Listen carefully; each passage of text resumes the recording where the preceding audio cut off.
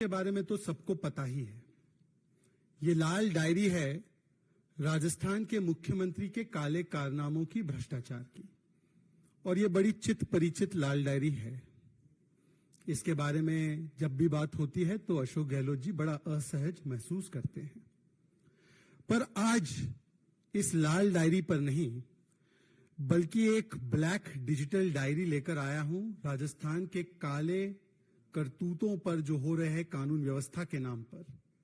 और इस black digital diary में वो एक एक प्रमाण है जिस प्रकार से राजस्थान की कानून व्यवस्था को पिछले 4-4.5 साल में अशोक गहलोत जी के रहते हुए ध्वस्त करने का काम किया गया है। और इस ब्लैक डिजिटल डायरी में कल्पना कीजिए कि जिस समय पर, जिस कालखंड में हम लोग बात कर रहे हैं नारी शक्ति को वंदन करने की, हमारी संसद ने नारी शक्ति वंदन अधिनियम पारित किया, महिलाओं को उनका संवैधानिक अधिकार दिलाया। ये केंद्र की नरेंद्र मोदी जी की सरकार कर रही है, उनकी शक्ति को वंदन कर रही है। परंतु जो ब्लैक डिजिटल डायरी में लेकर आया हूं, रेड डायरी करप्शन की, ब्लैक डिजिटल डायरी राजस्थान के कानून व्यवस्था के ध्वस्त होने के प्रमाण की। इस ब्लैक डिजिटल डायरी में मैं आपको ऐसे प्रमाण दिखाने वाला हूं जिससे कि आप विचलित हो जाएंगे और सोचने पर मजबूर हो जाएंगे कि क्या ये राजस्थान है, क्या ये उन जगहों के बारे में बात हो रही है जहां पर महिलाओं का जीना नामुमकिन है। ये तस्वीर है, और माफ करना, ये तस्वीर आज जो आई है, ये तस्वीर आप देखिए गौर से। ब्लैक डिजिटल डायरी में पहली तस्वीर, पहला प्रमाण। आप मुझे पूछेंगे कि क्या ये तस्वीर अफगानिस्तान की है? नहीं, ये तस्वीर अफगानिस्तान की नहीं है। आप मुझे पूछेंगे क्या ये तस्वीर सूडान की है? नहीं, ये तस्वीर सूडान की नहीं है। ये तस्वीर जयपुर जिले में जमवा रामगढ़ की है। और इस तस्वीर में एक महिला के शव को किस प्रकार से दिन दहाड़े अधजला छोड़ दिया गया है सड़कों पर, उसके साथ क्या क्या बर्बरता गुजरी होगी, ये आप कल्पना भी नहीं कर सकते। ये जयपुर में, राजस्थान, दिन दहाड़े। यही ब्लैक डायरी, डिजिटल डायरी में लेकर आया हूं, क्योंकि ये एक आध घटना नहीं है। आज राजस्थान में वो नारा लगाती है ना प्रियंका वाड्रा जी, लड़की हूं तो लड़ सकती हूं। आपको पता है राजस्थान की महिलाएं क्या कह रही है? राजस्थान की महिलाएं कह रही है, लड़की हूं तो क्या राजस्थान में बच सकती हूं। क्योंकि ये एकाध घटना नहीं है। इस ब्लैक डिजिटल डायरी में वो तमाम प्रमाण हैं जिससे कि राजस्थान पिछले 4-4.5 वर्षों में महिला उत्पीड़न में, बलात्कार में, महिला शोषण में, चाहे वो महिलाएं आदिवासी समाज की हो, चाहे वो महिलाएं दलित समाज की हो, चाहे वो महिलाएं माइनर हो, उनके साथ सबसे ज्यादा उत्पीड़न की घटनाएं अगर किसी भी प्रदेश में घटित हुई है, और जिस प्रदेश में सबसे ज्यादा ऐसी घटनाएं होने के बाद कोई कार्रवाई नहीं होती है, वो राजस्थान है। मैं आपको ज्यादा पुरानी बातें नहीं बताऊंगा, केवल 4-5 दिन में जो राजस्थान में हुआ है उसके बारे में बताऊंगा। ये तो आज की घटना है, रूह को कंपाने वाली ये तस्वीर आप सबने देखी है। जयपुर में दिन दहाड़े इस प्रकार से अधजला शव मिलता है। अब मैं आपको दिखाऊंगा एक और तस्वीर। ये 2-3 दिन पुरानी तस्वीर है। ये तस्वीर है सीकर की। सीकर में एक 15 वर्षीय बच्ची खेलती कूदती, शिक्षा प्राप्त करने की जिसकी उम्र है, उस बच्ची के साथ गैंगरेप किया जाता है। और उस बच्ची का गैंगरेप करने के बाद उसे कुएं में मारकर ढकेल दिया जाता है। आप कहेंगे कि केवल इतनी घटनाएं? मैं आपको एक और घटना से वाकिफ कराना चाहता हूं। यह घटना है हनुमानगढ़ की। न्याय नहीं मिला तो दुष्कर्म पीड़िता ने लगाई फांसी। मित्रों, 19-20 सितंबर की बात है। एक रेप पीड़िता, जिसका मैं आपको बयान भी अभी सुनाऊंगा, वो रेप पीड़िता के साथ रेप जब हुआ, वो पुलिस को अप्रोच करती है, राजस्थान पुलिस में शिकायत दर्ज करवाती है, 164 में अपना स्टेटमेंट दर्ज करवाती है और कहती है मेरे साथ यह जुल्म हुआ।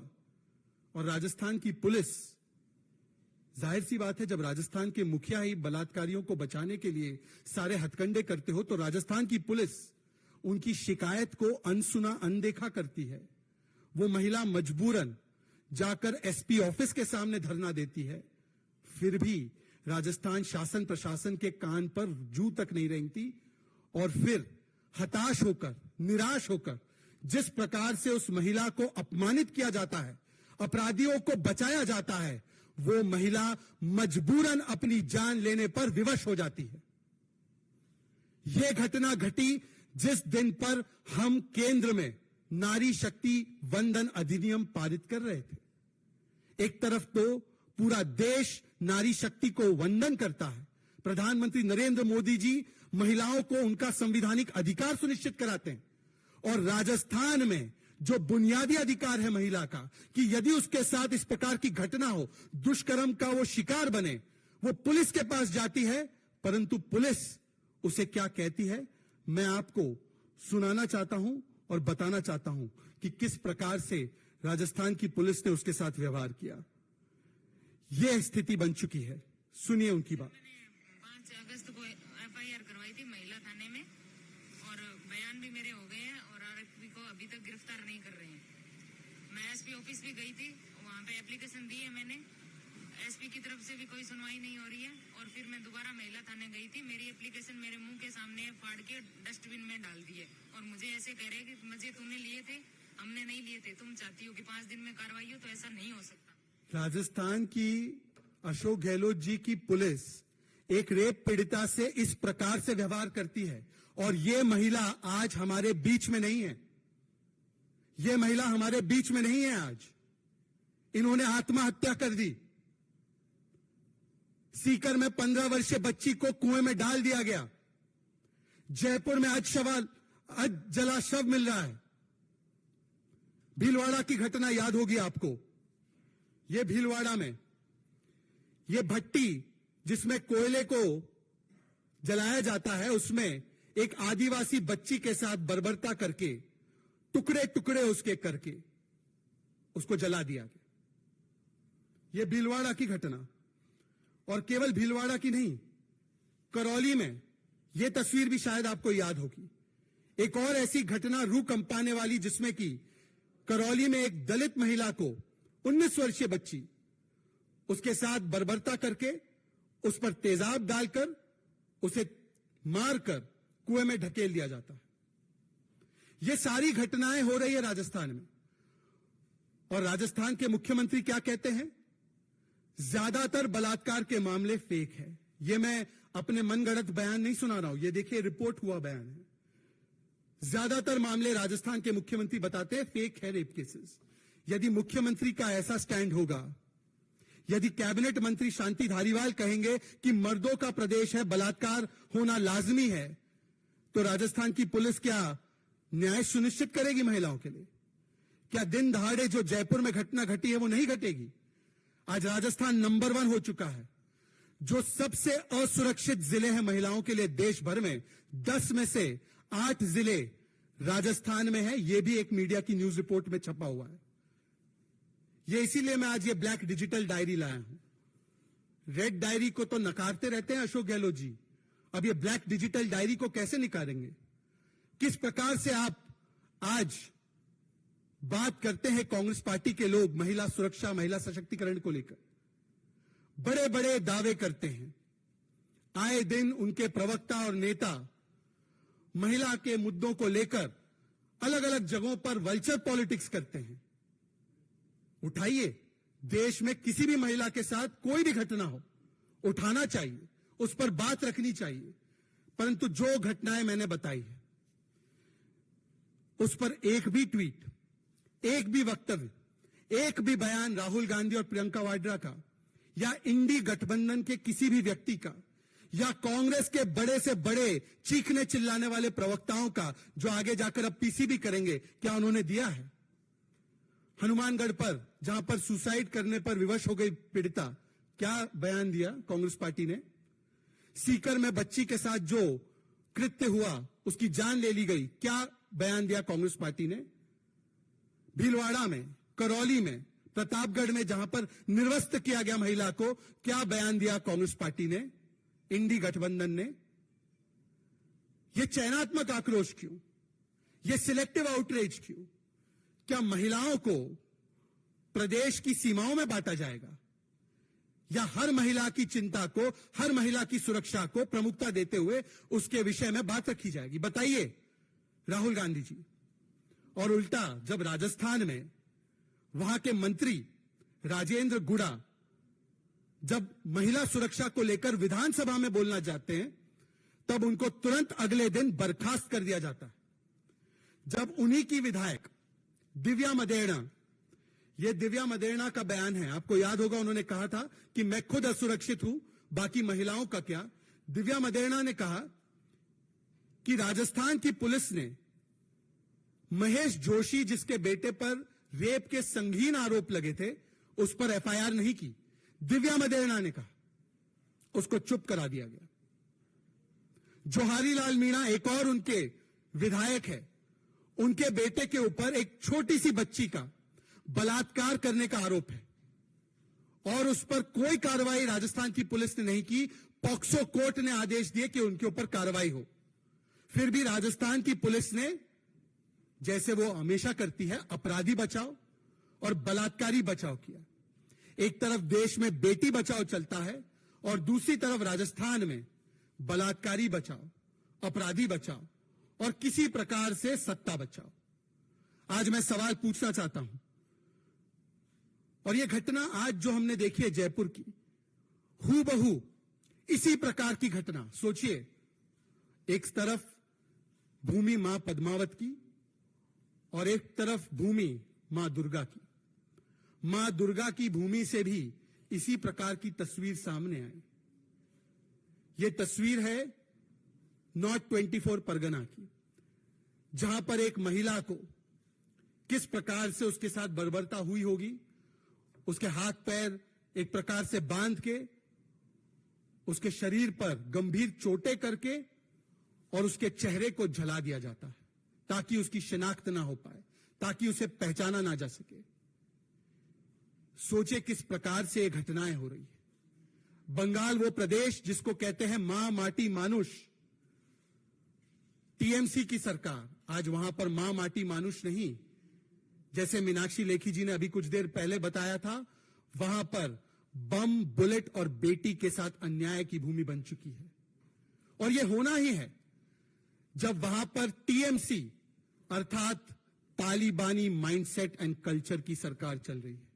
यह वही तालिबानी माइंडसेट एंड कल्चर की सरकार है जिसने, जब सत्ता में ये लोग फिर से एक बार आए 2021 में, तो पोस्ट पोल वायलेंस के नाम पर कई महिलाओं के साथ रिवेंज रेप की घटनाएं हुई और उस समय पर इन सारे अपराधियों को बचाने के लिए भरसक प्रयास किया गया। इस रिवेंज रेप को कोर्ट में ले जाने का काम उन पीड़िताओं ने किया। कहीं पर 10 वर्षीय 12 वर्षीय महिला लड़की, कहीं पर 60 वर्षीय महिला, अपने हलफनामा कोर्ट में देकर उन्होंने अपने साथ जो गुजरी हुई पीड़ा है उसको बयान किया। जब एक छोटी सी बच्ची के साथ बलात्कार होता है नाडियाड में, तो ममता दीदी कहती है ये लव अफेयर गॉन रॉन्ग है। जब महिलाओं के साथ और भी अनाचार दुराचार होता है, 15-15 घटनाएं 20-30 दिन में हो जाती हैं, तब इस पर तृणमूल कांग्रेस आकर दोषारोपण किसी और पर करती है। इस पर भी देखना, इस घटनाक्रम में भी देखना, नॉर्थ 24 परगना वाली घटनाक्रम पर भी आधे दिन का इंतजार कीजिए, टीएमसी आकर किसी ना किसी अन्य दोषी को या किसी ना किसी अन्य एजेंसी को दोष देगी। यह उनका हैंडबुक बन चुका है। मालडा में आदिवासी महिलाओं को निर्वस्त्र किया गया, शायद आपको याद होगा वो घटनाक्रम। उस पर जिस प्रकार से टीएमसी की नेत्री ने आकर बयान क्या दिया आपको पता है? उनकी मंत्री है शशि पांजा, सुनिए उनका बयान। जितना भी निकला है उसको ये राजनीतिक चश्मा से क्यों देख रहे हैं? मालडा में महिलाएं निर्वस्त्र होती है और उनकी मंत्री आकर उस समय पर कहती है ये कपड़े निकल गए, जितने निकले, इसको राजनीतिक चश्मे से क्यों देखना है? कहने का मकसद यह है कि जब मां पद्मावत की जमीन राजस्थान से मां दुर्गा की जमीन पश्चिम बंगाल तक एक के बाद एक रूह कंपाने वाली महिलाओं के खिलाफ उत्पीड़न की, शोषण की, दुराचार की ये घटनाएं लगातार सामने आ रही है, तब राहुल गांधी, प्रियंका वाड्रा, स्वाति मालीवाल, इंडी गठबंधन के सारे नेता ये कहां चले जाते? मुझे बताया जा रहा है कुछ देर बाद इनकी प्रेस कॉन्फ्रेंसेस है अलग अलग विषयों पर। क्या इस पर वो जवाब देंगे? या रेप जैसे मुद्दे को भी, महिला सुरक्षा जैसे मुद्दे को भी, महिला उत्पीड़न जैसे मुद्दे को भी केवल वल्चर पॉलिटिक्स और राजनीति का हथियार बनाना है?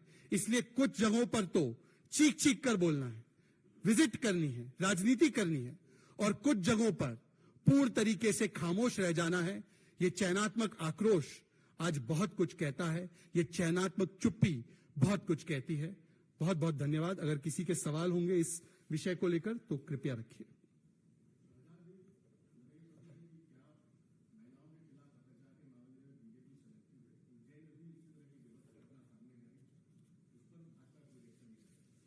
मैं आपका धन्यवाद देता हूं कि आपने मुझसे यह सवाल पहले ही क्रम में पूछ लिया। उज्जैन में हमारे मुख्यमंत्री शिवराज सिंह चौहान जी ने न केवल सख्त बयान दिया, न केवल इस पूरे घटनाक्रम का खंडन किया, परंतु आज अभी मैं जो सबसे ताजा रिपोर्ट देखकर आ रहा हूं तो मुख्य आरोपी भी गिरफ्तार हो चुका है, और इसके अलावा अगर कुल मिलाए तो 4 या 5 आरोपी इनको चिन्हित करके तुरंत पकड़ा भी गया है, और सख्ती से, सबसे ज्यादा सख्ती से कार्रवाई होगी ये कहा भी गया है। परंतु मैं पूछना चाहता हूं, जब अशोक गहलोत जी से राजेंद्र गुड़ा सवाल करते हैं कि राजस्थान की महिलाओं का क्या, तो उनको मंत्री पद से हटा दिया जाता है। जब अशोक गहलोत जी से आप जैसे मीडिया कर्मचारी पूछने जाते हैं कि महिलाओं के साथ ये उत्पीड़न हो रहा है राजस्थान में, तो वो कहते हैं ज्यादातर बलात्कार के मामले फेक है। जब आप अशोक गहलोत जी से पूछने जाते हैं कि शांति धारीवाल कहते हैं रेप होना लाजमी है, जायज है क्योंकि मर्दों का प्रदेश है, तो अशोक